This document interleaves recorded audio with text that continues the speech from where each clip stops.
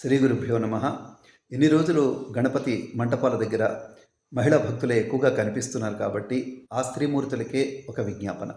అమ్మ, మీరు ఎంతో పవిత్రంగా, శ్రద్ధగా, భక్తి శ్రద్ధలతో గణపతిని ఆరాధించారు. మరి నిమజ్జనం కూడా అట్లా చేయగలుగుతున్నారా అంటే అది మా బాధ్యత కాదు కదండి అంటారు. మగవాళ్ళు చేస్తారు కదా. ఆ మగవాళ్ళు మీ భర్తలు కావచ్చు, పిల్లలు కావచ్చు, కూర్చోబెట్టండి.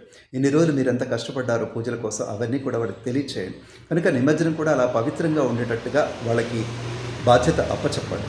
ఒకవేళ అట్లా జరగకపోతే ఇన్ని రోజులు చేసిన పూజా కార్యక్రమం బూడిదలో పోసిన పన్నీర్ అవుతుంది, మనకు ఆ పుణ్యఫలితం దక్కకుండా పోతుంది అనేటువంటి విషయాన్ని వాళ్ళకి అర్థమయ్యేలాగా చేయండి.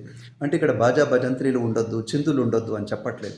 అన్నీ కూడా క్రమశిక్షణగా ఉండేటట్లయితే మన నిమజ్జనం, ముఖ్యంగా మన హిందూ ధర్మం విమర్శలు ఎక్కువగా ఎదుర్కొంటోంది కాబట్టి ఆ విమర్శలు లేకుండా, విమర్శలకు తావు లేకుండా నిమజ్జనం చేసుకొని ప్రశాంతమైనటువంటి నిమజ్జనం చేసుకొని గణపతి అనుగ్రహాన్ని పొందాలని ఆకాంక్ష.